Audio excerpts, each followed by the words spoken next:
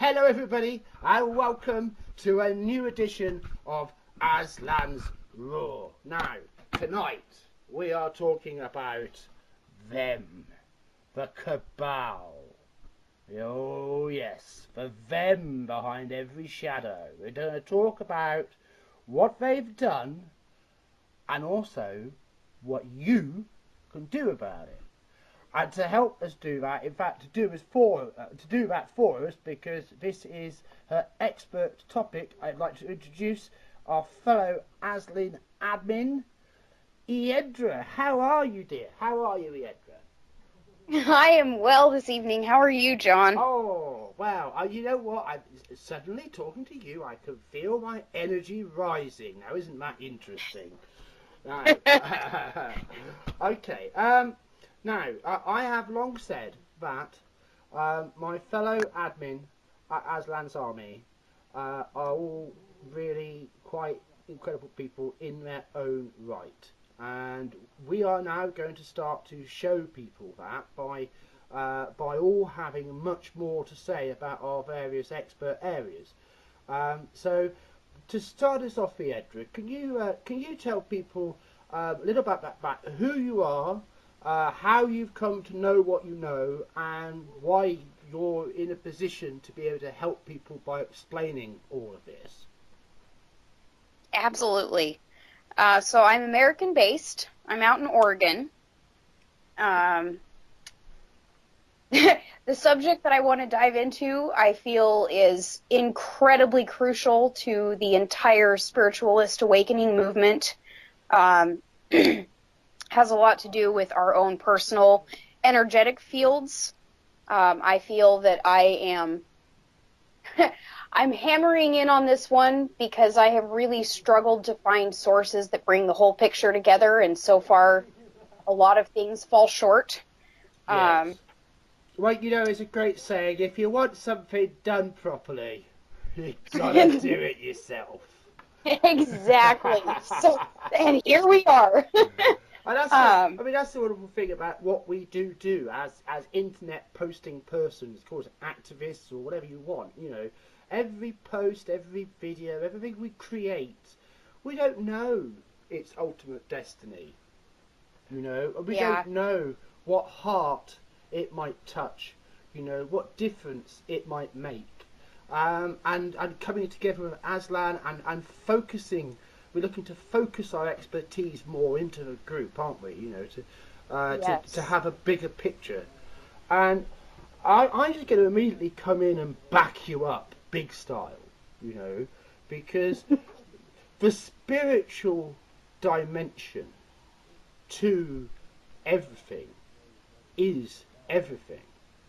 And when we think the world is only material and is only ideas and politics and struggle between cultures, when we think that's all it is, we are woefully unable to comprehend the truth of our situation, and it's small wonder we are child's play to manipulate.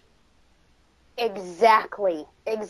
Our ignorance and our attachment to everything that is three-dimensional that we can see, touch, feel, hear, and taste is the prison that we are in. There's no other way to put that. Now, you see, I describe myself as a philosopher. And, I mean, to me, a philosopher is somebody who crafts a perspective and shares a perspective so that people can get that perspective and basically get a leg up to a point of view. You know, and that the service a philosopher provides is in doing the work to achieve that perspective, to share it. You know, and I mean, that's my mission in that sense. However successful or not I am in it, my mission is the same mission as the mission of Socrates back in ancient Greece, or going back and back and back and back. And that's what this does, doesn't it? So understanding our real history is a vital component of understanding our real present. Yes. But that's also the tricky bit, isn't it? That's what's hard about it. That's what's hard about it. Because there's a lot of distraction and deception and misdirection out there, isn't there? Yes, there is. So you have to trust what you come to know, and you have to test what you think, you think. You know, and it is a long process. So when you get somebody who basically is coming to the fruition of that, to the point where they are, like you, ready to deliver a fresh perspective on reality, in the hope that all of that work will help somebody else help themselves make their own lives better, to manifest a better version of themselves. Because ultimately, we're only going to get the world of our dreams if we all can dream ourselves into the best we can be. Yes. So, you know, it's all quite a tricky proposition, but we do what we can. Now, there is one thing I want to cover before I let you start to talk. Sorry. But there's one thing I want to make clear. Right, now, Aslan, in a part of its origin, started off supporting a political initiative, but it was always doing it from its own perspective. And we have grown a long way past that now. And while we are always going to be, at least in some way, relevant to current politics and to sociological happenings and culture and so forth, there's a lot more to us. And we simply feel it's time that we have the freedom that we, as the admin, representing the leadership of the group, show that lead by being who we really are. So, if somebody doesn't like it, if somebody thinks we're mad or stupid or crazy for talking about our truth, then I just want to make clear on behalf of every Aslan admin, from the bottom of our hearts, you can lick our balls, because we're doing it. Right.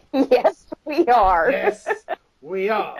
And it starts right now. So, Eadra, the floor is yours. Where should we start with this story? Oh, man. Well, let's start out with a little bit of a preface. In the Truther movement, we are all very, very familiar with how manufactured history is. We all understand that the victor writes the history books. We are all well aware that our education systems that we have, especially in the Western society, paint a certain perspective upon history that really hides a lot of the demons in the corners.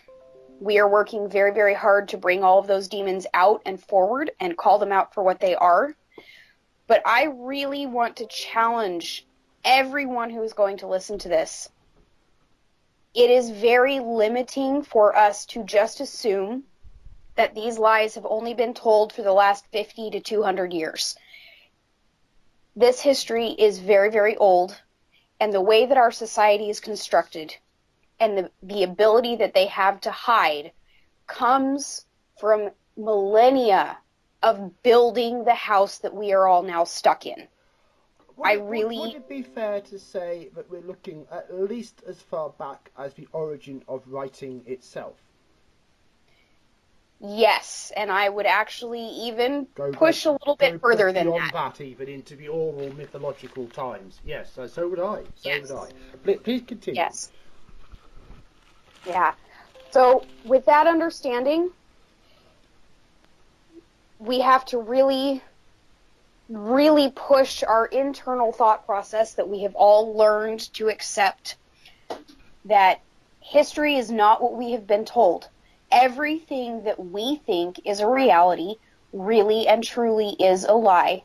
And what I'm going to seek to do is lay that out for us, because things have been so hidden. We don't have direct sources that we can go to for the absolute truth of the history of humanity, but we are going to do our best to dig into very old texts, very old sources, and we are going to tie that in with the spiritual sciences, which would be just the energetic structure of reality, and we're going to work to tie all of these things together and understand how knowing what human beings really are is going to be the very thing that frees us from the lies that we have swallowed for so long.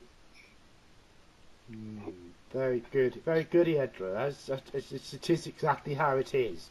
The truth will set us free. To thine own self be true. Yes. The answers are within, because the connection to our reality, our true nature, is within. Yes. So if I was a state of mind that wanted to influence humanity, to control humanity, messing with that awareness would be quite helpful, wouldn't it? Yes, it would. So it really comes down to a form of magic, doesn't it? In terms of symbology and thought patterns and Yes. hierarchies and secrets. Well, then, let's dive into the magic subject first. I actually run and admin a magic group spelled with a K. Any magic word spelled with a C is sleight of hand. Magic spelled with a K is working with the actual energetic fabric of the universe. Magic. What is it? Why is it? Where did it go? And why do we all have this perception that it's evil and outside of us? First off... Well, in terms of our listeners, I think it's probably fair to say not all of them will have that perception, but everybody knows that there have been moments in history, some of them not so long ago, and in certain places still very much ongoing, where if you deviate outside very strictly defined norms, you're at great risk because you're a heretical thinker. Yeah. Isn't it? Yes. So these words all tie together, don't they? Yes, they do. Right, so please continue. All right. So when we look back at indigenous cultures, some of the more foundational human societies, we can recognize that there are energetic spiritual practices within those cultures. Much of it was very intrinsic and internal. It was very much a personal journey that humanity was taught to have within that tribe setting. The danger came in when bigger, better, more powerful, large bullies on the playground came in and had somewhat seemingly more advanced capabilities, technologies, all of these things than these indigenous tribes. And all of a sudden, magic turned into something that was external. Ideas of gods came in, because what does a small ant look up at a human and think? We look like a god. It's almost like there was a human group mind which was minding its own business and getting along quite nicely, thank you very much. And then some bunch turned up and said, no, we're going to hack into your group mind now, and we can demand that you put attention onto us, and how we think and how we want you to look at the universe. Yes. And stop doing it your own way and do it our way, or we'll get a bit cross. Yes. Yeah.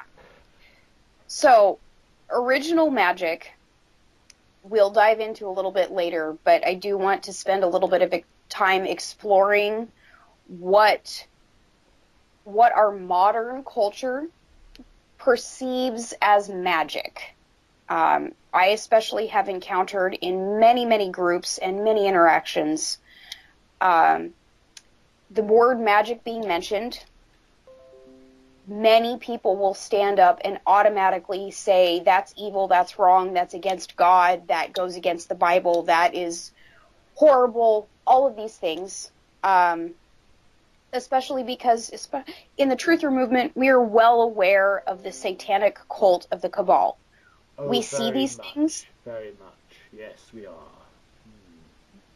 it bleeds our hearts dry. It is very hard to wrap our minds around. I would like to offer here one thing, which is that when I consider the Cabal, I mean, yes, they are Satanists, but what makes them Satanists is, above all else, their perspective about themselves. You know, because if someone's a good-hearted, connected to source, well-balanced, well-energized human being, then we tend to be open and empathise with each other, and we tend to look after each other, and we tend to think about and care for each other, and we share each other's feelings. Yes. But when somebody turns satanic, which is as much a word as anything else, but it will do fine, then all of that goes, and it's all about self, isn't it? It's self-power, self-aggrandizement, self-amusement, self-satisfaction. When we get into this kind of dark triangle, of psychopathology and Machiavellism, and just generally being evil. And evil, of course, is the direct reverse of live. Yes. And that I do not believe is a coincidence. Anyway, so I mean, there was a change in the prehistoric misty depths of humanity, and it influenced everything which has come since. But in the world as it is today, we could say that that seed planted then has truly achieved its full potential. And the risk is, if we look at societies right now, like, say, China, which are so close to being controlled by technology, if we don't mount some sort of fight back for humanity, there won't be any space in life for humanity to be left. Yes. Is that not really what we're fighting for, Eadra? For humanity. Yes. For the right of humanity to be. Yes. Yeah, first we really have to understand, what does it even mean to be human? That's a difficult concept, and one that many philosophers have pondered over for a very long time. Right, it keeps us in regular employment, writing the odd essay or two. Yes. So really getting into it in our modern era, we are starting to really grasp and sink our teeth into the energetic realms of nature. It wasn't very long ago that science discovered that we have more empty space in one atom than we could possibly even fathom. With that discovery, we started diving into quantum physics and string theory, concepts that are still missing a very large picture in the scientific realm. And it's actually my passion for quantum physics that helped me drive into more of the esoteric, which esoteric really just means secret. Yes. That esoteric and that arcane wisdom of spiritual practices and very old magical texts. When we dive into those and we study them alongside of modern quantum theory, we start to recognize and see that this knowledge was had by humanity. We do understand the fabric of the universe and what makes us a being and a soul, and how does physical reality even become created. We have all of those things available to us through analogy of spiritual texts and magical texts. That is something that I spend a lot of time talking to my magic group about. Is magic is nothing more and nothing less than the power to recognize, I'm thirsty, I need a glass of water, getting up and getting it. You have just manipulated your 3D reality through your own will. That is magic. Well, it's very much a different kind of science, isn't it? Yes. It has its rules, and if you understand them, then you understand what you're doing with it, and you understand how what might call magical practices are part of helping be a better you. But I mean, it's only one route in itself. As much as it's got the answers, we wouldn't want to say everybody has to practice magic, would we? But to learn the lessons of magic is another matter. Yes. Well, and that actually leads me to another point is, you know, to have this idea that, quote, practicing magic is how we all become spiritually enlightened is merely jumping out of the frying pan into the fire and trading one master for another. Oh, it's the worst. It's the worst. But, you know, none are so enslaved as to falsely believe they are free. Oh, master, how should I feel today? Yes. I need to meditate, or my mind's not calm, or I can't make a decision unless I consult the cards. You know, take a grip of your life, woman. Yes. The first real lesson of magic is will, is it not, Eadra? Yes, magic is will. It is a function, it is an energetic frequency, and whether or not you practice magic, whether or not you pray, whether or not you breathe, eat, and sleep, which we all do. What possible truth could there be in the idea that some absolutely out of control, crazy internet white wizard could be casting spells in order to win causes? I mean, you know, hashtag winning. No, that's no. Mimetic magic, pay no attention. Oh, no, nothing to see here. Look at this meme. Yeah, I mean, that's magic in our current internet world is actually, if you know what you're looking at, it's more ascendant than ever before, isn't it? It's everywhere. Magic is everywhere. Yes. We can't avoid it. We are magic, and that's really a huge part of what I want to focus on is as soon as we come into the understanding that we are frequency, we are energy, we are not our body, we are not our feelings, we are not our thoughts, we are not sensations, we are the soup that allows us to experience those things. As soon as we come into that perspective, and it's right there in the culture as well. It's right there. The answers that we seek are right in front of us. Literally, luminous beings are we, not these bodies of crude matter, said Yoda to Luke Skywalker on the planet Dagobah. Were you watching the film? You know? Yep. It's these great artists have created great works and they have seeded great truths within them. And, you know, don't knock the Star Wars screenplay with Joseph Campbell's involvement in it, frankly. Yes, it is so much. Our fictional stories help us grasp these concepts in a very easy to digest way. We could roll it back a bit here, can't we? Because you started what you were saying, you talked about the atom, you know, and you talked about the atom being mostly empty. So if let's try and give this a visual metaphor, right? Imagine two peas, right? Place these peas half a mile apart, right? Yes. And have one pea go around the other pea.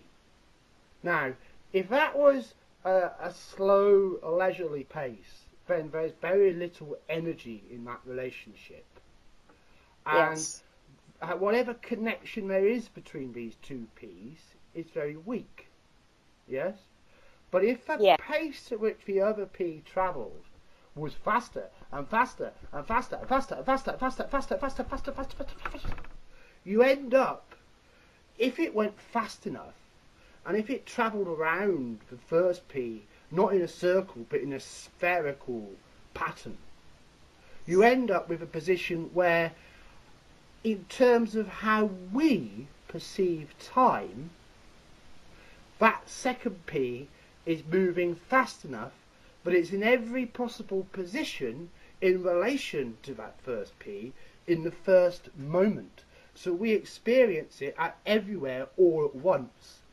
And when the energy of our body interacts with the energy of a pea, we get a sensation which our brain interprets as solid. Yes. But there is no such thing as solid. There is only energy in patterns, energy in motion. So how can we truly be creatures of flesh and blood in a material universe when our very flesh and our very blood is simply energy having a good time? Yep. And wouldn't it be dull and boring if it wasn't? Yes. There wouldn't be a lot going on now, would there? Exactly. Sometimes you got to appreciate when you're well off. So this knowledge of a non-solid reality was very much had by very ancient human cultures. It's incredibly powerful. As soon as we start to understand how we manifest our reality around us purely by our thoughts, our intentions, and our energy frequency of emotions, energy in motion, we realize the absolute strength that humanity has. Now, yes. This is what we're talking about, isn't it? And using that to lift one's mood, and to energize oneself, to refresh one's perspective, to be in harmony with one's own body, with one's own health, and all of the positive things that help life be good. Yes. So, I mean, that's humanity's magic. Yes. That's humanity's magic. The other stuff, the nasty shit, that's them. Yes. That is our bad. that is our collar and leash. If you are practicing magic and you think it's coming from outside of you, you are a slave. That is pure and simple. There is no other way to go about it. The dimensional bastards. Oh God, it gets messy. Start coming through cracks in reality and they're crawling into your bloody soul. Oh, it's not nice. Yes. Ugh. So, a really important aspect to all of this, and the grasping how trapped we are, which is important to see so that we know how to get our way out of this box that we are stuck in. Don't get tricked into giving your sovereignty over yourself away. Yes. Don't enslave yourself. Yes. But then everybody wants certainty, and they want the pain to go away, want things to make sense, they want things to be simple. It's so much easier. The next thing you know, you're in the bloody cult. Yep. Yep. Now you've got to get yourself out of that one. Which some people we may know have, actually. Yes. Yes. No, I'm not talking about me. I'll say no more. I mean, this stuff matters because it really helps, doesn't it? It really helps because, it's hardly surprising people want to pull the duvet over their heads, right, about how bad it all is, if all they get is how bad it all is, and they don't get and this is how you win bit, Yeah.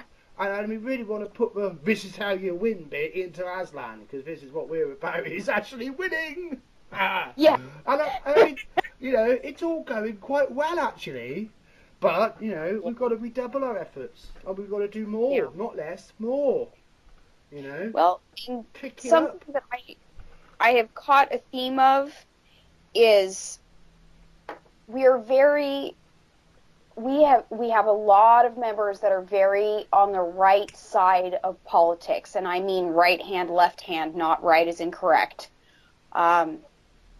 We have this very conservative idea and perspective, and while a huge majority of that right-aligned politics is spot on, it is fighting evil, it is hammering in for the truth, it is shining the light in dark places, we really need to see and understand that right side, that conservative alignment, is just as much in a box as the left. Many conservatives that I interact with outside of Aslan's have a very Abrahamic, religious, idealistic structure. Even if they do not see themselves as aligning with a religion, there are a lot of Abrahamic structures in their belief system and how they approach the world. I want to add a little bit here. You're talking in particular about the American situation, and for UK listeners, I think it is worth reiterating that religious belief is a lot stronger in America than it is in modern Britain.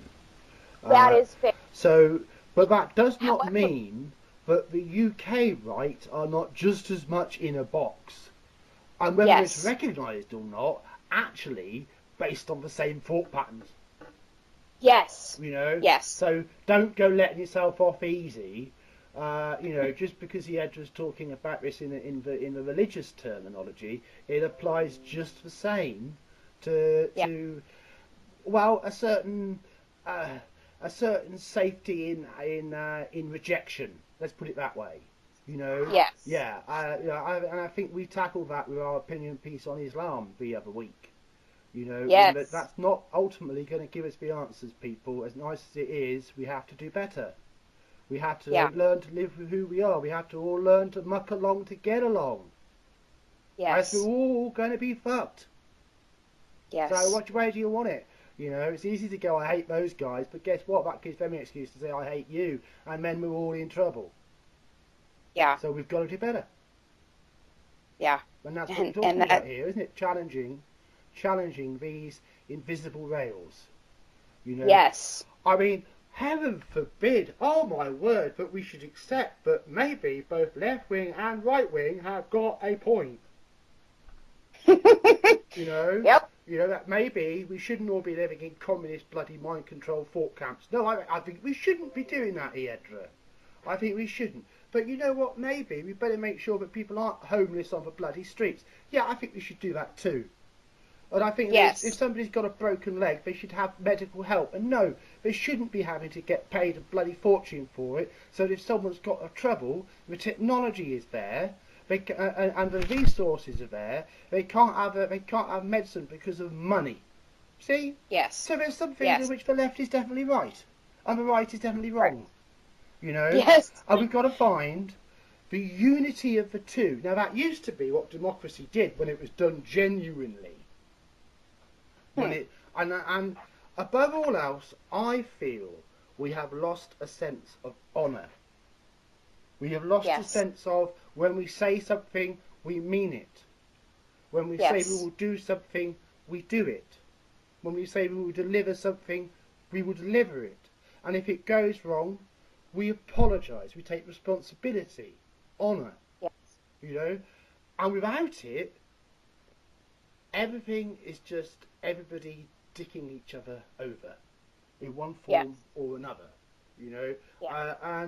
and it's very disappointing at times to work with human nature and to see what could have been promising possibilities, fail because of shitty humanity. Yeah, well, but it happens far too often. It happens far too much, and this lack of it's honour that makes a difference here. So on that basis, to try and give an example here, in the last few years, I have definitely tended to support the political right. In terms of what I voted for, in terms of voting for UKIP, especially back 2014 to 2016, the hysteria in British society was such, you think I was Adolf bloody Hitler. Just for having this funny idea that an island should run its own business. Thank you very much. But I've supported that perspective because it was the right thing for the situation. But if I say I support something, I support something. If I say I support a platform, I support it. If I say I will back you to an election, I back you to an election. Unless there's some disaster happens that makes it impossible, or some sort of ethical conundrum, which doesn't happen often but can happen. But bearing something which means that you just cannot continue for some overridingly compelling reason. You do what you say you'll do. Yeah. And in that way, you know what, we might start to get somewhere a bit more with that sort of thinking. Well, I'm going to get behind something. If I believe something, I'm going to say I believe it. I'm not just going to keep it to myself. I mean, I sometimes think to myself, what would happen if everybody walked out of their house on Monday morning, and just turned around to each other and just said the truth about what they think? I think the world would have a revolution overnight. Yes. Well, and that's really what we're sitting down to have this conversation about. We're back to this magic with a C, aren't we? Yes, we and are. The magic with the C has a big part to do with why that doesn't happen. Yes. So let's come back to you. I think I've had my good thing. So please continue, Eadra. Where are we going next in our journey? So this this lack of honor. There is a way to feel that in somebody.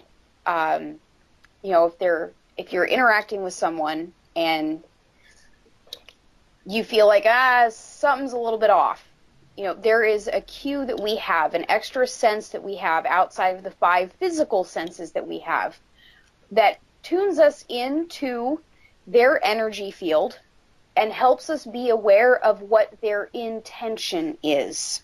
That's really what we are missing in reality, is humans are not authentic with their intention. They think that if I just say something, or if I don't do this and I don't act what I really want, mean, or intend to do, then it's okay.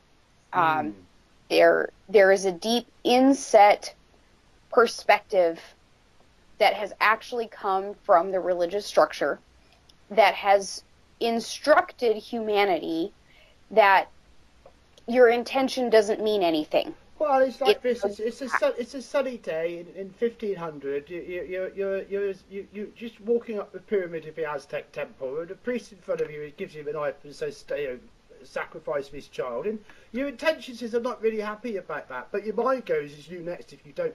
And your cooperation is coerced, isn't it? I mean, that's an extreme example, but there have been human beings who've been in that position, and you bet that's how it was for them. Yes. Because partly creating that sort of crisis is part of breaking people to condition them into cult type thinking in the first place. Yes. You've got to break their willingness to stand up for their authentic selves, to make them creatures with no ethics, who would do these horrendous things like operate child trafficking networks. Yeah. So it's awful, isn't it? Yes. Really, something I want to focus on right here is how society is actually built. There is a collective energy structure that we are all participating in. We have an energetic field. We are an energetic field, actually, that is the shape of a torus or a toroid. We can see if we can provide some images of that later. Basically, a toroid field is an energy shape. It's a donut, isn't it? It's a donut with you standing in the middle of it. Yes, it's almost more spherical because it goes all the way above our physical body and all the way below our physical body. You couldn't stretch your arms out and touch the sides of this bubble, basically. It's a donut in a bubble. Yes, exactly. It's a donut bubble. Yes. Right, now we all know what a toroid is. We have this energetic shape. We are this energetic shape. That is actually the literal who and what you are. You are this flow of energy thing. Now, something interesting that happens is you get a whole bunch of people interacting with one another, and you have these torus shapes that interact and interlock, and they share a flow together. The shape of the yin and yang has multiple meanings. One of those is actually a top-down view of what it looks like when two toroid fields are interacting with one another. those dots, the black and white dots on either side, would be the center of the individual torus field, and the wavy line is how those the areas that of torus influence. Yes. It's very well. It's fascinating, isn't it? It's absolutely fascinating. That's a great perspective on the yin yang symbol. Yeah, that's very much. That's a very helpful. That's a very helpful perception right there, Eadra. That's very cool. I like that a lot. So that's what two energetic fields look like. That's what two torus fields look like interacting together. But then I think, when we talk about instinct or intuition, or when we're looking at that initial information that comes when our toroid fields meet, the things our energies tell each other pretty much immediately, like a Wi-Fi, just for connecting. I mean, that comes back to us, and assuming that we're not out of whack, so that we're psychotic or paranoid or something, so we're misinterpreting our signals. If we're interpreting our signals properly, our intuition tells us there's something that we need to go about. Yes. And that's how, when you meet somebody who's all charm, but you could have your intuition screaming at you, but you should actually be hightailing it the other way, But if you don't listen to your intuition because you think this person is going to give you a job or something that you want or something like that, they've got some way of pulling you into their influence, then you could be in trouble. Yeah. So it could be that important, especially for ladies. Well, right, yes, chivalrous there, but I mean, if I'm thinking about predatory, manipulative men, I tend to think I want to see women protected from those people. And that first intuition could save lives. I have watched predatory women do exactly what men do to women. Well, them, yes, that's another thing. Watch where you put it, lads. It's your own fault. Exactly. Really, this whole perspective, and my passion is a soul is a soul is a soul is a soul. I don't care what physical form you power. You are an energetic field, and that is all I am going to focus on and see. Well, ultimately, yes, we are. Yes, absolutely, we are. And division, all forms of division, all break down into illusion when you realise that everything returns to energy. Exactly. Doesn't it? The gender it's a cosmic joke of taking it seriously. Yes. Yeah. The energy or the gender structure, the gender wars that we can very much see right now, while those are a 3D, fourth dimensional issue that is going on, once we reach that more 5D perspective in understanding that we are just an energy field, those illusions fall away and become absolutely silly to even spend any time trying to talk about and untangle. The solution is we are energy, and that is it. It don't matter how wealthy you are, is it? We all leave with 2 pennies, and if we're lucky, one on each eye, because no millionaire ever took a single dollar or a single pound with him out of here. It doesn't matter how big your mansion is, doesn't matter how many cars you've got in it, doesn't matter how good your Rolex is. It all doesn't mean anything. But but once you see through the game, of the magic small c aspect of reality, and start to see the magic big K true reality, and then you start to empower yourself by your connection to the reality of truth. You become quite somebody, really. If you're willing to work at it, if you're willing to really work to make the most of yourself, you'd be amazed at just who you turn out to be. Yes. That's the good part. That's the promise we hope for. That's what we all hope, in whatever meagre, frankly humble way, to, if anything we ever do inspires anything that take somebody a little bit closer on that journey, frankly, it was worth the effort. Yes. By which I mean, in part, the obsessiveness by which we have followed this path for years, to get to who we are today. Yes. Because if this knowledge dies out, if humanity loses what we've managed to put back together from the winds of time and the passage of the ages, if we lose that, if we just become,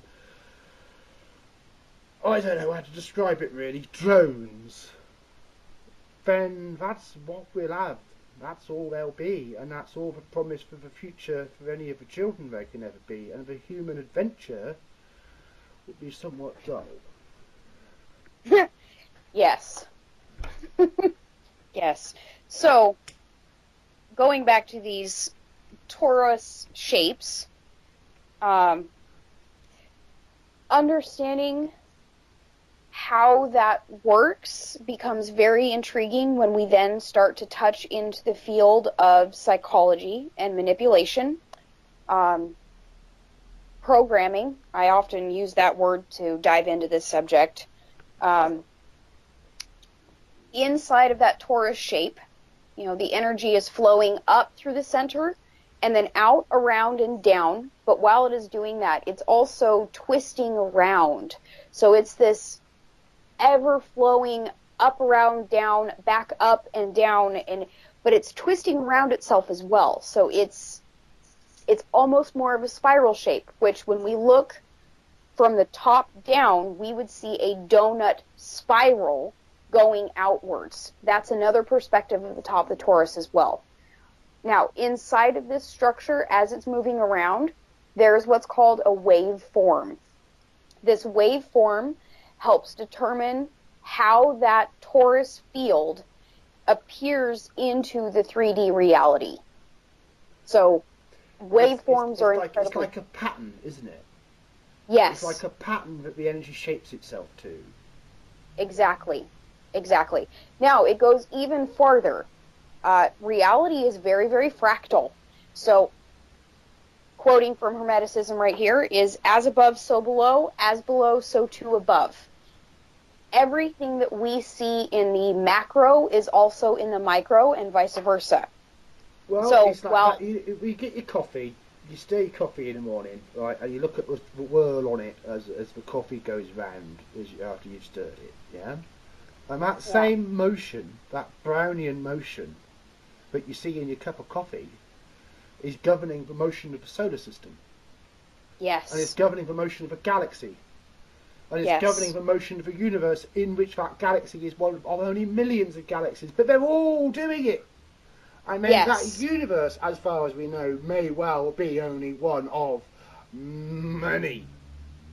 Yes. So, I mean, if you want to talk fractal, there you go. From your cup of coffee to the very top of creation. Equally, it goes down the other way. Exactly. And you can go into the microscopic till you get to the very smallest forms of life that we have, and you will still see an echo of that very same motion. Yes. I mean, you never knew coffee was so cosmic. I'm more of a tea person, mind.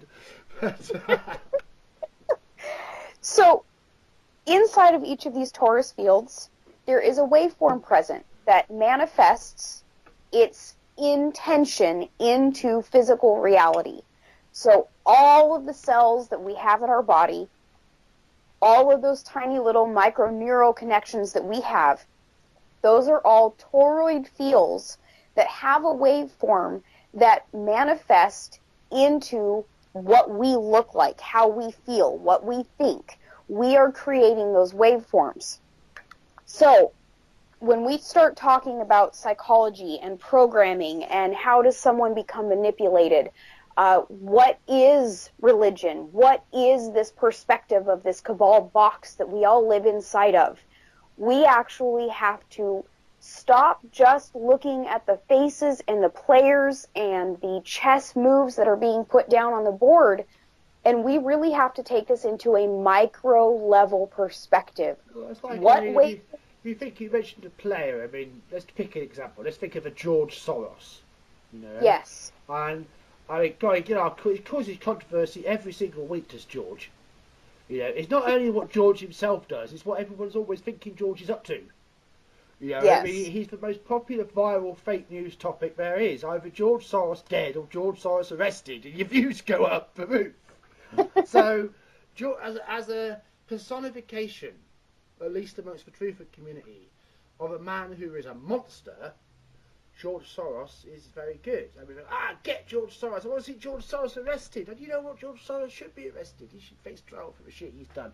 But that's not the point, because George Soros is an end consequence. He's not the start of anything.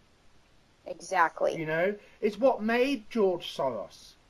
You know, yes. And if you take out George Soros, but you still have the same thought patterns in play in society that created George Soros, all you're really doing is chucking a scrap to the crowd to shut them up, while business as usual carries on. And no, that isn't going to be good enough. We've got to get to the very root of what makes a George Soros and excise it from ourselves, so that we no longer are part of manifesting it.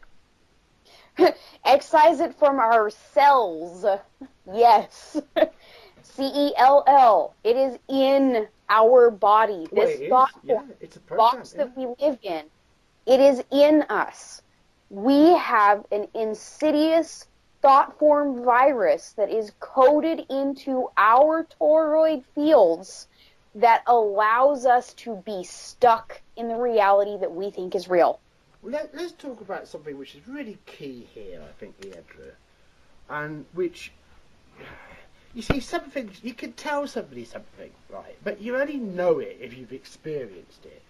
But if you have experienced it, you know it. And nobody, no matter how well qualified they appear to be, can tell you that you don't know what you know. Yes. You know, and so, especially those people who have journeyed, maybe through something, as actually happened to myself when I was a young boy, through a near-death experience, and you have a dramatic cosmic experience, you know, you can't come back the same. You just don't have that option because it happened. You know? Yes. So then you have to cope with that going forward. Not everybody does, you know, and in partly, I think that's partly why people are wary of a spiritual journey and maybe traditionally have thought it was safer to stick on the rails of organised religion, you know, because it's challenging. To really challenge yourself is the greatest contest of all. It's the greatest. It's the greatest fight there is, because you are your own worst enemy, and I promise you, it's true. Yep. And that is the truth. No one's a more insidious, undermining bastard than your own subconscious. Yep. You know, it's an arsehole. But let's come to the key point here. We're talking about thoughts. We're talking about thoughts being influenced by this infection, this infecting mindset, right? So what we've got to do is we have to overpower that. We have to override that. And this is where magic with a K comes in, because it's about awakening the true self. And when you awaken the true self, the false self just gets beaten the fuck up, frankly, you know, as it should be. But here's the problem, right? A lot of us think things, and we think we are what we think. I want this, I want this, I want that, I'm going to do this, right? All these I thoughts especially, and we think that the I thoughts are us, and that is not true. We are not our thoughts. We are the observer of our thoughts. Yes. You know, we are not. We don't exist just because we're thinking something. Neither do we exist just because we're feeling something. Our thoughts and our feelings are created through the vehicle of being in this experience, of being this 5-dimensional, really, but we've experienced it as a 3-dimensional being, you know, what we call being human, you know, which is this sort of meat suit living inside a donut inside a bubble, You know? But until we get used to who we really are, but that's where what we call consciousness comes in. Because the real us, the quiet us, the silence between our thoughts is directly connected to the source of all of this. Yes. And that is your master key. Yes, that unlocks everything. With that, you can write your own damn story. Yes. That's the bottom line, isn't it? But if you do take control of writing your own story, and I promise you, George Soros took control of writing his own story, well, to an extent, yeah? I promise you, you then are responsible for what you do. And frankly, when you're not used to it, especially, new things are frightening. Yes. And freedom, real freedom, where you really are responsible for who you are, and you have to face who you really are, and you have to find a way to live with yourself or sort yourself the hell out, is terrifying. Terrifying. Yes. And the one thing that you can be sure of between being asleep and becoming what we call awake, which in other words is in terms of tapping into consciousness and using consciousness to override the program so that you can act as in your own free sovereign agency. Yeah. Yes. It's a big deal, and all the stuff that was shit and not true will fall away. And if you fooled yourself into thinking it was important at the time, it might be upsetting. Yep. You know, and then it's, all this shit happened to me. Oh, well, are you alright? Yeah, I'm nice, Well, get on with it then. What do you want, a medal? Yes.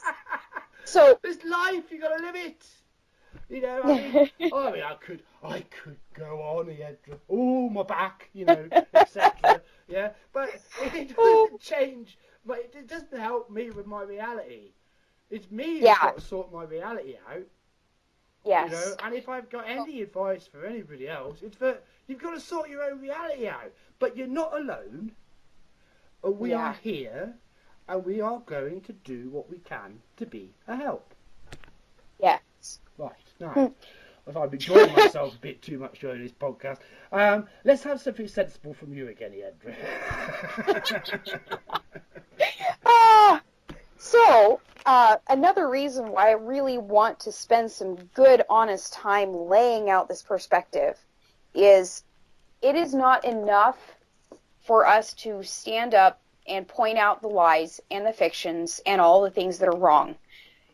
Because even coded into those things, any news story that comes out, any perspective that comes up, there is a waveform, a toroid field that is present. And if we remain unaware of that torus interaction, that yin and yang flow between us and incoming information, we can be programmed externally.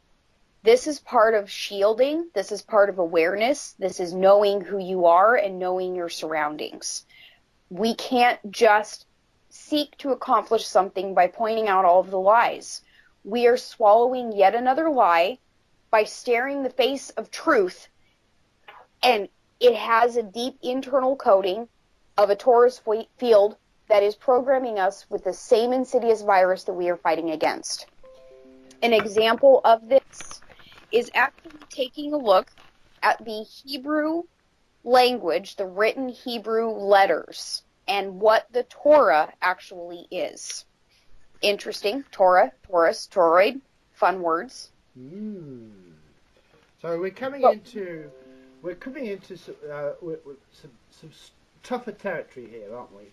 We're going to start to talk about the Torah, and I'm going to assume, just for a moment, I'm going to assume that people don't know anything. And so we're talking about the root texts of the Hebrew language and the Jewish religion, Judaism, aren't we? Yes. Without which, there is no platform upon which Christianity can stand. So we're talking about Christianity as well. Yeah? Yes. And then furthermore, in just the same way, without which there is no way that Islam can stand. Because Correct. it also stands on exactly the same foundation. So we are talking about the Abrahamic foundation, the source knowledge, whatever the rights and wrongs and various evils of what those religions have done. We're talking about the source knowledge on which the inner secrets of the inner priesthood have been based. Yes? Yes. Yes. So the bit they don't really explain to the Joey, sort of thing, you know, just put your quid in the donation plate. You do religion properly. Don't worry about it, sort of thing. You know, there's a little bit more to it, isn't there? You know, Yes, so there is. What the hell all this business with churches is all about in the first place?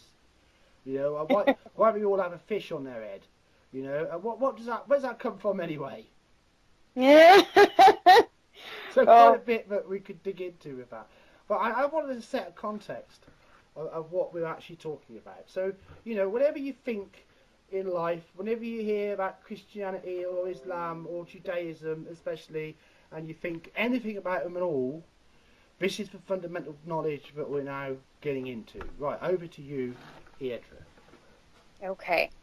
So, the Hebrew letters themselves are not actually letters the way that we think of them in English or really in any other language.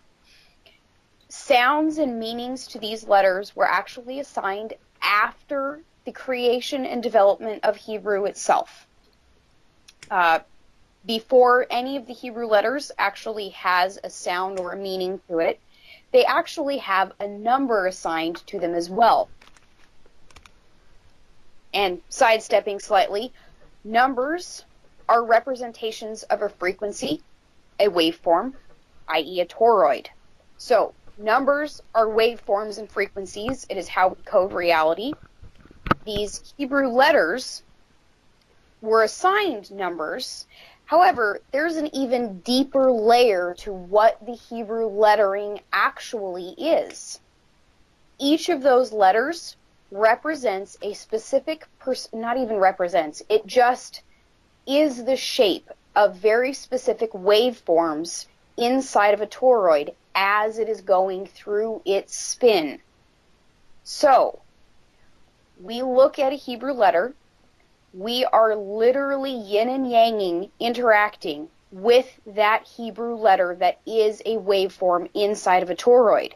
Now, unlike interacting with a human toroid field, where there's a constant flow and they're changing just as much as we are as we're all receiving information from one another, when we look at and we interact with a static waveform, i.e. that Hebrew letter, we are actually in constant exposure to one waveform that is present. So, sitting down and learning Hebrew, which I did have the honor and pleasure of doing when I was a later teen, I actually had a very fantastic rabbi that taught me this perspective. I learned this from a rabbi. Well, who better to get it from? You know, yes. I mean, let's get it. Let's go straight to the shopkeeper on this one, shall we? You know, I'll have some of that Hebrew, please. Very good. You know, what a marvellous opportunity for a young mind. You know, yeah. And it must have been quite tough. I couldn't imagine it was easy. Definitely not, but I like a challenge. Right. Okay. I mean, we also, just for a moment here, another thought I'd just like to add is that we're talking about numbers. And numbers in themselves are kind of abstract, aren't they? You know, so if you start to do, I love people to hate to do sums, you know, because if you could think about a sentence that you're going to say to somebody to express a thought, that's quite different to you expressing your you know, creating thought forms to express a quantity, you know. So you know, not everyone gets on with numerical thinking, but it kind of operates in its own separate reality. But one of the things about numbers which is perhaps an issue is that we had to remember that the map is not the territory. By which I mean that I mean, the ancient world, for example, their numerical system worked fine, but they didn't have a concept of zero. So know, the sort of mass block computations that computers do today, they would have been difficult in the older number systems. It wouldn't have been able to generate numbers high enough. So that's one of the flaws of some older calculating systems. But if we say that a letter is a number, and the number is synonymous with a toroid, but what we're doing there is it's actually the universe codes itself, right? The universe looks after itself just fine, right? Now we're humans, like we're these monkeys on this planet, right? Don't get shocked; it's just the truth, okay? So we try to understand quite a lot, and we're not really equipped to understand all of it. So we create models, and mathematics is a model, but the ancient understanding was so accurate. But possibly because of where the knowledge came from, it allowed the ancient early magicians of the sea to fundamentally shift reality into a form that favoured, them being in charge. How funny that it worked out like that. Oh, shocker. Exactly. And then ever since they've been keeping control of it all. Your Illuminati, your Bilderbergers, your Davos lot, your royal families of Europe, etc., etc. You won't find any of them that doesn't claim to be related to Alexander the Great. But Alexander is symbolic of the energy in a very powerful sense. So when he set out and changed the world, he saw in a new age of Earth, didn't he? And so much came from him. That's why they celebrate him, and that's why they all want to say that they're blood relatives, whether they are or not. Because they want to claim that status. So they are closer to God than man. Divine will of kings and all the rest of that nonsense, at least with a lot of them. And even if they don't say, even if one's in secret, they all think that anyway. George Soros thinks he's God. He's off his head. Well, you missed it in an interview. Did you know that? It doesn't surprise me. He's not the first one. No, and he'll never be the last one either. Mind you, would it be nice if he was? It would be nice if he was. Let's be optimistic. Let's be optimistic. That's actually what we're about here, is where we just don't need to create such extremes anymore. Yeah. We will find a happy zone to live in. We'll just get on. And get rid of all this crap. Which is dragging down generation after generation. Oh, great. So that's just rotten. So it's a big dream, and it's a big job. But at the same time, look at what we've got going for us. Where if you know the right websites, in an afternoon you can discover the most deepest wisdom of humanity. You've only got to know what to ask, and of course have the wit to want to ask in the first place. But when you consider the advantages that we have now, that we have never had before, of course the risks are also higher than they've ever been before. But then, somewhere out of that, something good's got to come, hasn't it, Eadra? Yes. Yeah. And it will. And it will. And it will indeed. Okay, so back to the Hebrew numbers. The Hebrew letters and numbers being related to the ancient Hebrew that you learned. Yes. So, with these static waveforms that are coded into the Torah, the Abrahamic origins, we begin to understand that there is a reason that there was instruction given that whenever a new Torah was written and copied down, if there was any mistake made, the entire project was scrapped. Wow. Yeah. It took scribes a lifetime to create just one copy of the Torah, purely because there was no allowance for any mistakes whatsoever.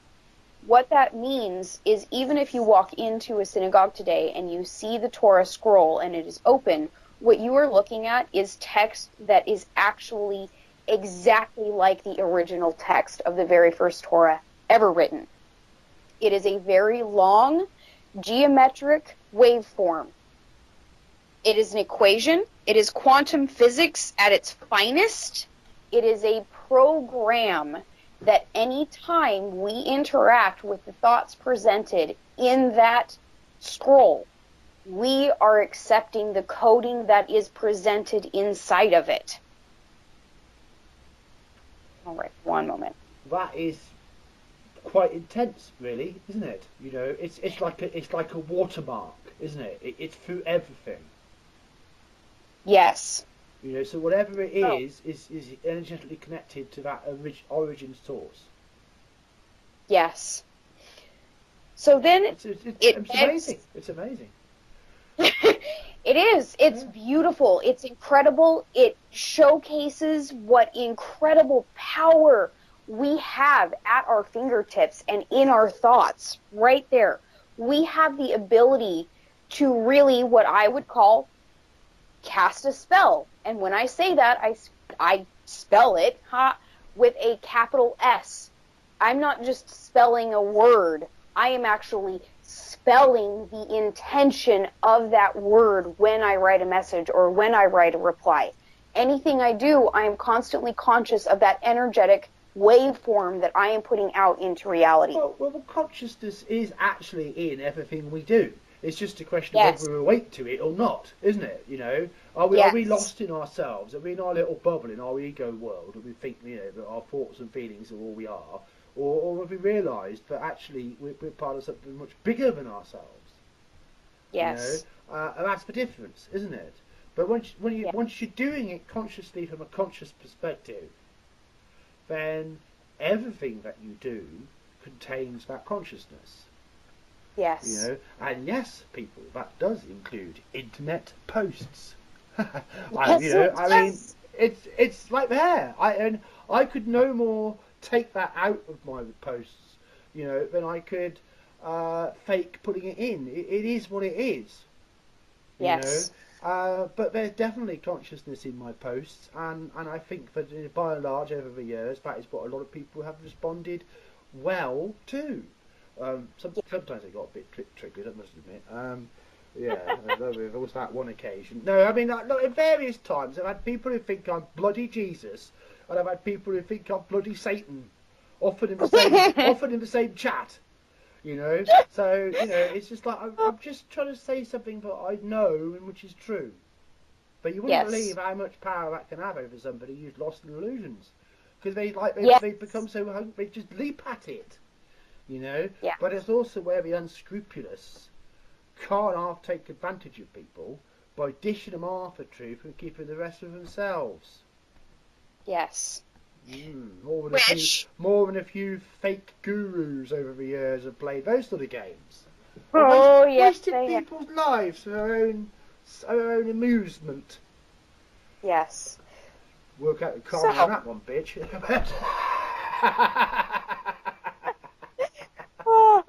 But you know, but nevertheless, this shit goes on.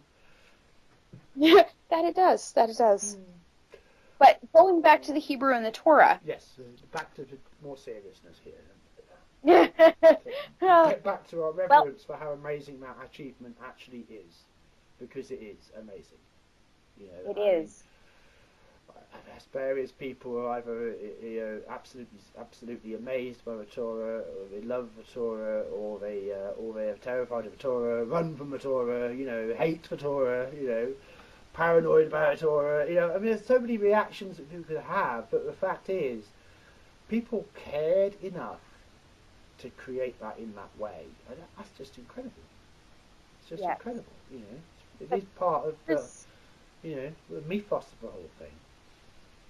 There is an aspect to, while we talk about it like this, we also have to explore, and that is where did this original thought come from? Where did Torah actually come from? We have the story of where Torah came from in the Torah, But I would argue that that is a surface story. Remember that the numbers and sounds for each of those letters, each of those represented waveforms, came after the Torah was written, which means they laid down a waveform code, and then they found a way to make it tell a story. Right, so you've got your solid computer program, and Yep. you cover it with a bit of fan fiction. You know? Exactly. So here's a good tale. Look at the pretty lights, you know. But it's like if you wrote a computer program if you computerized a movie, yes, and you watch the movie and it's great, yeah. But behind it is everything else that went into delivering that. And Yes. that's what they did. Yeah, they worked out that bit first, and then the story of the Torah was woven on top in letters covering the numbers. Exactly. Yes. Exactly. One of the So, I mean, you can imagine why they had to make, why it was so exacting to write the thing, to conceptualize exactly. it. You know. Yep. You know, I mean, that's just incredible. So the thoughts, the perspective, the belief structure, the esoteric arcane wisdom that the Torah is coded with. This is going to probably upset quite a few of my American friends. Go on, do it. It is not originally Jewish. Ooh. People do not have any sort of creative license ownership for what the Torah teaches. They caretake for it. They carry it. Christians have carried that farther. They are caregivers and caretakers to this incredible, esoteric, and arcane thought form structure. But where does that structure come from? Why there? Why, when we dig into the Torah, do we start to realize that, quote, the Old Testament God go slaughter and slave and kill and murder and right down to children in cities? Why did that happen? Well, I mean, that is one of the big questions. So, should we push on here, Eadra? Do you feel you can come to providing an answer to that? I do, actually. And then we can leave that and I'll continue formulating the rest of the perspective, and we can jump into a later podcast at some other point. But I can bring this down to a honed-in point. Okay, so go for it. That God, that Elohim, which literally means the gods. In Hebrew, any word that ends in the sound im is a plural. El means the. The gods is Elohim. That is the God of the Torah, of the Old Testament. That concept of God comes directly from ancient Egypt.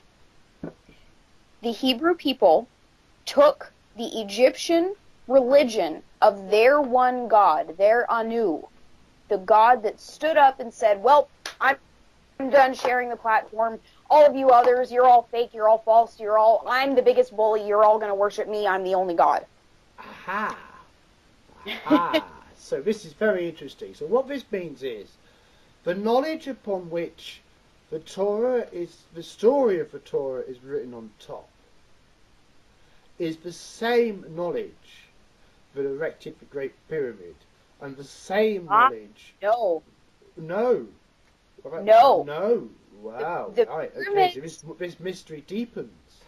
The pyramids predate that one Egyptian pharaoh standing up and saying this God was the only God. The pyramids were the old kingdom. Exactly. Right, yes, because then it became a solar religion, didn't it? It did. Very interesting that. So the Jews brought out, the Israelites, because at that point they weren't Jews yet, the Israelites brought out that monotheistic, ancient Egyptian thought process. Not only did they bring out that belief structure of only having one God, you dig into the various different ways that the name of God is written in the Torah, and you start to realize the God of Torah is the exact same singular monotheistic God that stood up and overthrew all of the other Egyptian deities and proclaimed himself the only one. Aha. Right. You're looking at the same being that decided to be the biggest bully on the playground. My God is a jealous... This would be Ra. Is this correct? Is that Ra the sun god? Or we're talking about Amun, the pharaoh? Amun-Ra, correct. Amun-Ra. So Amun, who basically took on the personification of the sun itself and became the human embodiment of the god Ra. Hence he was Amun-Ra. And this is the same Ra, which is smack bang in the middle of, is Ra-El. Exactly. Well, what a shocker, huh? I mean, it's just like it was right in front of your face all along. That's the best way to hide a lie. Put it in plain sight. It's the best way to hide a spell, shall we say. You know, I mean, yeah, that's probably maybe fairer. Because, I mean, I do respect, I respect the ancient people, so I wasn't them, I wasn't walking in their sandals, you know. Well, so they made their choices, for better or ill. But it's what it means for us today that matters now. And this whole perspective really has a huge impact on how we view ourselves as humanity. We really do need to dig in and understand our ancient roots in order to really grasp why we are so weak and helpless when it is not true. So what happened in ancient Egypt?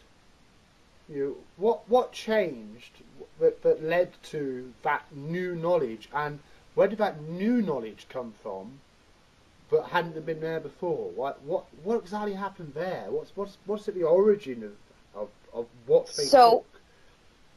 First, we have to understand where Egypt actually came from. Your archaeologists in your history books that you are most commonly taught in school will tell you that Egypt all of a sudden popped out of nowhere. However, when we look back into real old archaeology, some rogue archaeologists that do a lot of fantastic blogging and writing, John Anthony West is one of those. When we get into their work, we start to see that they have actually discovered that the kingdom of Sumeria came before ancient Egypt, and Sumeria actually is the parent culture and government structure that Egypt became. So when we start... Yes. Comes from Sumeria. Uh-huh. Sumer is the real origin of what we call civilization. Correct. So from Sumer to Egypt to Israel. Yes. And then from Israel to Christianity to Europe and Russia. And not just that, because then we have to take a look at, you already had mentioned Alexander the Great. And he took it east, yes. Exactly. Not only that, but we look at Cleopatra and her relationship with Julius Caesar. Well, don't get me wrong, but isn't Alexander a Greek bloke who conquered Babylon? And isn't Babylon Sumer? Partially. At that point, it was no longer Sumerian culture. No, but Babylon would have been built on that Sumerian culture.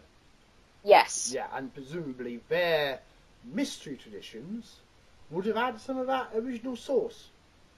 Yes. So who brought the power of the magic that they've used to keep themselves in control all these centuries? Ooh. Suddenly it all starts to make a bit of sense, doesn't it? Ooh, hang on. I can see how this is starting to fit together here. Because, I mean, this is another thing with this knowledge. Are we talking about Freemasons? Oh, my word. Oh. Let's get triggered about Freemasons. They're just so evil, the manipulative secret bastards. Look, to be honest, right, if I want to meet together with a bunch of my mates and chew the fat about anything I want, right, I don't have to advertise that meeting to the whole world, right? But if I then start a club that starts to have rules about who can talk about what and who can say what, you know, and it all starts to get a bit too easy to restrict certain things, you know, and even to completely mislead lots of people. You know, so it's the intent behind, you know, it's when privacy becomes secrecy, isn't it? Yes. You know, privacy is fine, secrecy is not. Yes. And, you know, that sounds like one of those grey areas to me. But often when you do something wrong and then you do it again and again and again and again, it gets to be a bit of a pattern, and you can say, I think you're doing it wrong here. You know, I mean, with Freemasonry and with so much, you know, I mean, with the whole esoteric world, you know, whether it's dowsing or divination or something based on Enochian languages or you know or source rhythms and consciousnesses of the universe. It just comes through so many cultures in so many ways. And you know what? All of them work, actually. It doesn't matter what religion you follow. You know, it's for what good it is. They all have something to offer. Yes. You know, and they've all got bad bits too. To be honest, and don't take that too seriously. All right? Yeah, that bit about no. Don't sacrifice your youngest son just to show you're loyal. That's stupid. You know, just don't do that. You know, so there's bits where you can kind of go, yeah, I think maybe that life advice isn't actually for me. Certainly not at this point in time. You know, I approach these things with a little bit of common sense. Yes. Because the truth is, knowledge, like it or not, is neutral. Yes, it is how we use it. The intention matters. And if the intention is being a selfish little git, you know, and diminishing our collective world and restricting, and even worse in modern times, polluting and despoiling and trashing and wrecking, just because you feel entitled. Well, I've got news for you. Even if what you're doing is based on the knowledge of the ancients, right, you're a tosser. I would just want you, frankly, to stop. Just stop. Just stop all this evil crap. You know, don't worry about who's guilty, who's getting punished, and yes, we do want the guilty punished. I'm sorry, but we do. I just maybe, you know, there's other ringleaders, and we might look at the rest of you, right? But look, it's just got to stop. Yes. But when we stop it, and we are going to stop it, we have to have the right thing in place to replace it. Or we're just going to make it all over again. I mean, do you know the George Orwell story, Animal Farm? A little bit, yes. Well, basically, the plot is, you know, the animals are all oppressed by the humans, right? They rise up, they take over the farm, right? But then the pigs start to oppress the other animals until the pigs are as bad a tyrants as the humans were. And that's the moral of Animal Farm, you know. And it's an allegory for the communist revolution.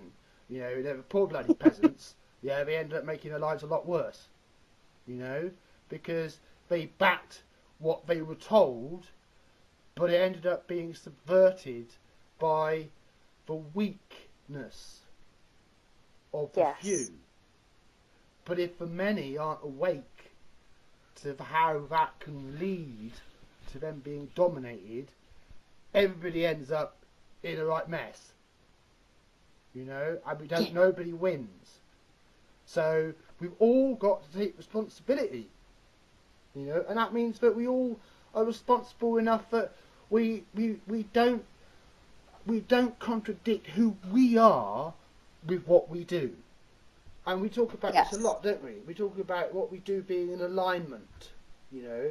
So it means that your thoughts and your actions, your words and your deeds all match up. You see, I mean, I learned a lesson many years ago. I gave up lying, you know. Now, I was never a terrible liar, yeah, but, you know, those little white lies, I don't really want to talk, I don't want to hurt that person's feelings, you know. You know those little lies, and it ends up that you don't tell your girlfriend that you fancy somebody else you have for ages because you don't want to hurt her feelings. You know, you end up hurting people badly because you couldn't be honest when it would have been easier. Well, and it goes back to we create that waveform. So, we are that waveform. We might go into too much detail. I do own my former mistakes, you know, and I think I was just over 30 when I gave up lying. I just gave it up. And you know what? It made life so much easier. Oh, God, it's such a relief. I never have to remember. Yes. I mean, I don't have to remember what I say to people. With the state of my memory these days, it's probably a very good thing. Yeah, but it means that because I'm speaking in alignment, so I don't have to worry about it. Yes. Right? You know, what do you reckon, John? Well, my honest view is, there you are, done. Out the door. Good job. Yep. Right? No karmic comeback. It's true, isn't it? Wow. Yes, it is. Well, it's kind of true. I mean, you know, the truth about the truth is that the longer you spend around the truth, and the more truth you accumulate to yourself, the more truth you know, the more truth you understand, and more importantly, the more truth you speak. Right, the closer you get to the point of really pissing someone off.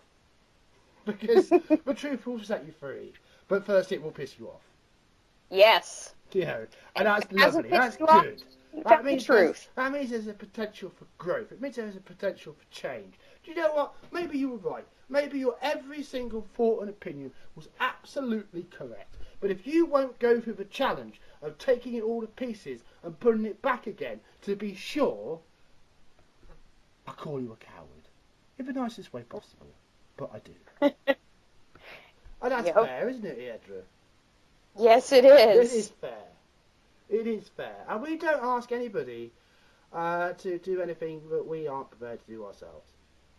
You know, and I think that's a big part of why you have the right to come on this podcast and speak to Aslan as a group and to the wider audience and the big world out there. And, you know, share what you know.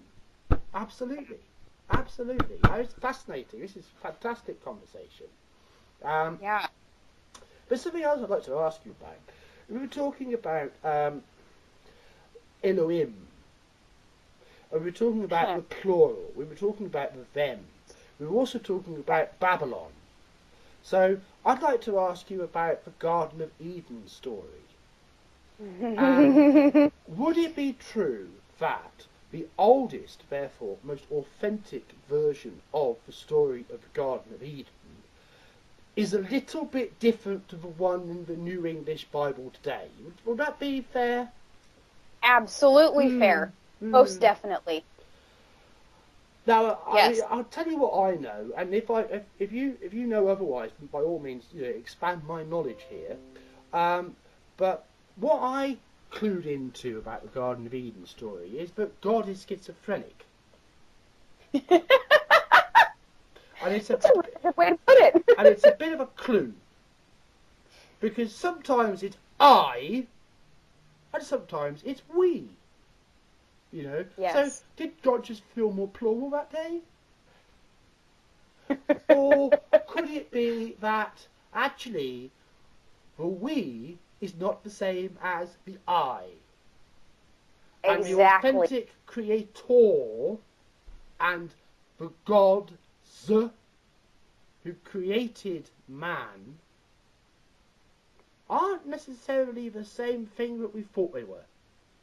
Exactly. And then when you look at what the gods say, when God's talking about we will create man in our image.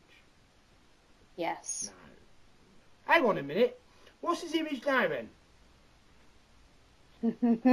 Yeah, hang on, right. So, man's in his image, you're in your image, you're going to create man in your image. Well, you're going to change us. Ooh. Yep. Yes. So was the creation of man in the Elohim version of the original Eden story, more of a recreation of man. Yes. And is that how man really gained the knowledge of good and evil? In other words, a divided, fractured, schizophrenic, psychotic, dualistic mindset. It means that he falls over his own feet and beats himself up all day long. Yeah. Could it be? Yes. Could it be? There's something in that. Because part of what we'll wind up diving into at a later time is talking about the Sumerian tablets and the history that is presented there. Then we will dive into the Vedas texts, which are Hindu religious texts that offer us a fantastic view of some incredible history. The Vedas are just a whole new perspective of the history of Earth, aren't they? Yes, they are. You know, I mean, well, you asked the question, where did Egypt come from? Like they appeared all of a sudden. It's almost like someone landed in a valley and set up a town. Exactly. I mean, in modern times, you know, mankind in his infinite vanity has created, has powered flight. You know, and we've worked out how to get a lump of metal to go across the Atlantic, mostly without crashing, to carry people inside it. You know. This is wonder. It's a wonder of the modern age, you know. And similarly, we've worked out how to build metal shells, metal hulks that we can send down to the sea and explore the depths of the oceans. And we go, wow! You know, and just metal ships and stuff, and just better ships, and ships that can cross oceans easily with engines. I mean, batteries, electrical power, and all this sort of thing. I mean, it would simply be impossible to think that anyone could have thought of all this before, and then we forgot again, couldn't it? You know? Yes. So there's just no way that, for example, the pyramids of Egypt are contemporaneous, and they're actually very similar architectural style to the pyramids dotted all across the known world. Yes. So it's almost like there used to be a high technology global culture. Very much. But used and that to is be connected and sharing that same culture, but then somehow something changed, and then it didn't happen anymore. Exactly. But then perhaps some survivors of something or other then came to a nice river valley, set up shop, and called themselves Egypt. Yep. I mean, that's not beyond the realms of possibility now, is it? Definitely not. And actually, when we really let ourselves think outside of the box of educated history, taught history, we will start to see that even in the Torah, there are multiple world disasters that are talked about. You know, we look at the Tower of Babylon, where all the languages were split apart and fractured from one another because gods did not want humans to be able to collaborate with each other, so they split the languages. Then we take a look at the flood. Well, it almost sounds like some advanced civilization decided to bomb us back to the Stone Age. Yes. And there is lots of such a thing could happen in our ancient past, and that we could actually not even really realise it today. Yes. Yes. So the Sumerian texts, those tablets, they actually tell the story of a king called Gilgamesh, another story that I'll want to present at a later date in more detail. But Gilgamesh goes through a very interesting experience of interacting with these Elohim gods and discovers some pretty fantastic knowledge, has some pretty incredible experiences, but a lot of the story that is told there is about another global disaster. And then we take a look deeper into the Vedas texts. There is very, very good evidence, descriptive evidence, that basically talks about a global atomic war. The way that the weapons... Indeed. I mean, well, the Vedas tell the story of what the civilization was like before the fall. Yes. You know, I mean, it's very much like the prequel to Star Wars, you know. So you get the build-up to the... Yep. But the ancient gods in the Vedas are all flipping around all over the place in their machines, aren't they? Yes. And then we take a look at some of the Mayan and Aztec texts that we do still have, there again, we have a description of a global war that happens, these weird flying objects that beings get in and out of, that declare themselves to be better than the average human that they encounter, and how they go about destroying and enslaving humanity. Interesting, the Mayan in particular, and the Aztecs, are a culture that disappeared off the face of the planet, and our modern archaeologists and all of the digging and learning that they do cannot explain where these people disappeared to. They basically just flew off the face of the planet. Well, they try all sorts of things. They try overpopulation, don't they? And food supply collapse, and they run out of trees. And maybe there is some truth to some of that in some points. But it's like something happened that put that whole civilization in a crisis in the first place, and then what was left broke up into bits. Yes. And it's like that pattern again and again and again, isn't it? It is. Like someone got too big for their own boots. Exactly. You know, got a well, spank. Something else interesting is taking a look at the bleed of Egypt into Israel, into Rome, into Catholicism, into Islamicism, all of these religious Abrahamic roots. Well, Whereas it's the ridiculous stuff of it all. All these bloody arguments. Yeah. And, you're not so paedophiles, and you're not so this, you're not fat. Oh, for heaven's sake, you're all the same, you fools.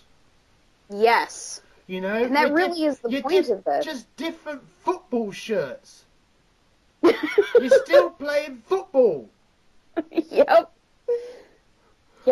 And they all go, what's life all about? Will you stop playing football? You might find out. Yep. Who knew too much football could be a bad thing, especially when you're kicking heads around, not balls. But there is a cosmic joke ludicrousness to humanity's situation, isn't there? I mean, sometimes it helps, I suppose. Yeah. Yeah. To lighten the spirits and go, it's like wiping up a mess, isn't it? You just get on with it. That's what we're doing. We're trying to do some decent work while we're here. Right, we try to make some good use of our time while we have it, because I promise you, the winds of time will blow us all away. Yeah.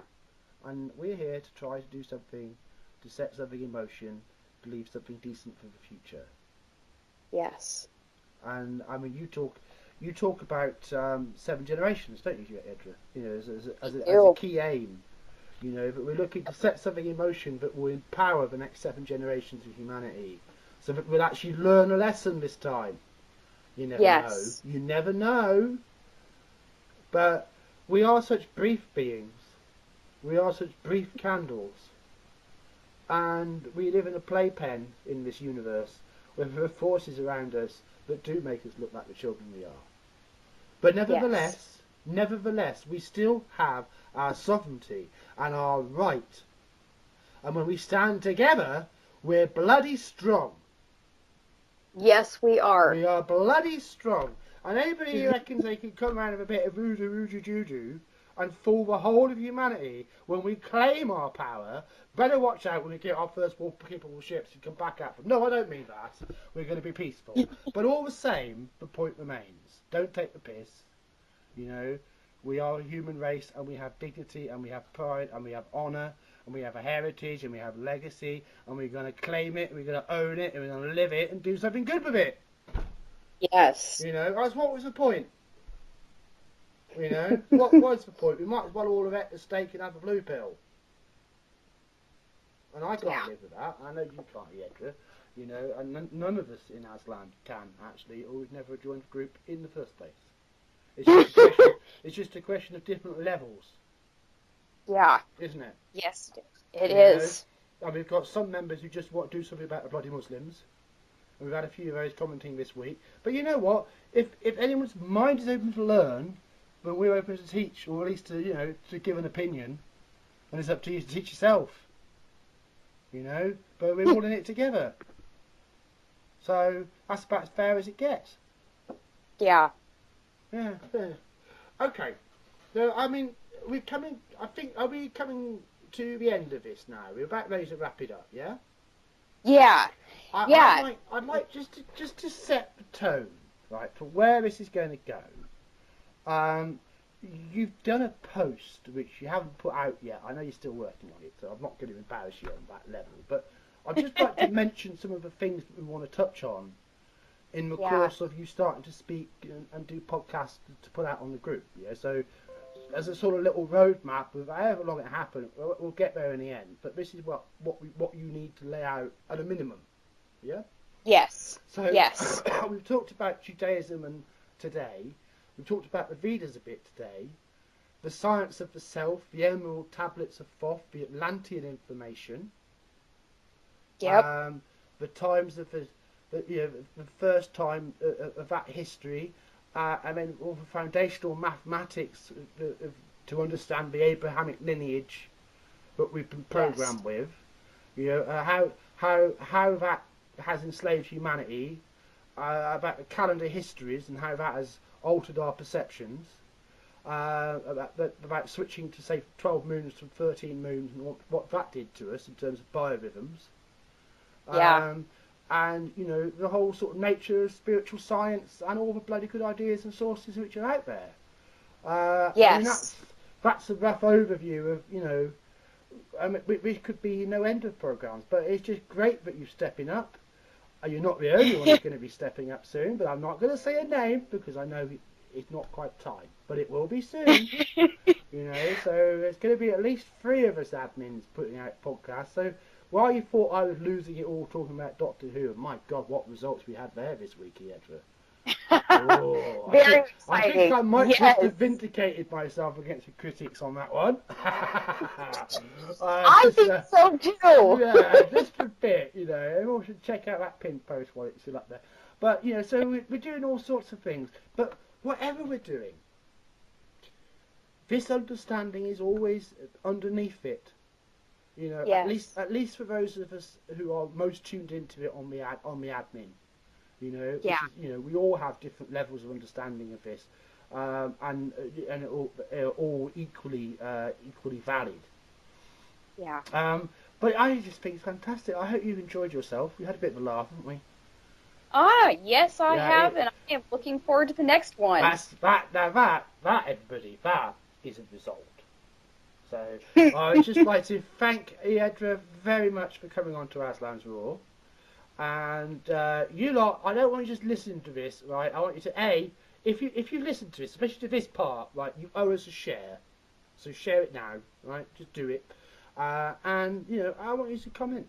Tell us what you think. Come and talk to us, and we'll start to explore the territory beyond politics together. Yes.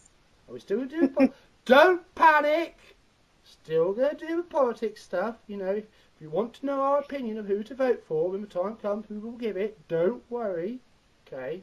And we're still keeping an eye on the bastards. We're not going to let them get away with it. No, we're not. But we're going to go into a much bigger world. And, we can but say all you have to do is listen to our content and read our content, and you can join us. Yeah. Yeah. Thank you, Eadra. Thank you very much. Right. Thank you, John. Right. Well, goodbye, everybody. Till the next time. Bye-bye.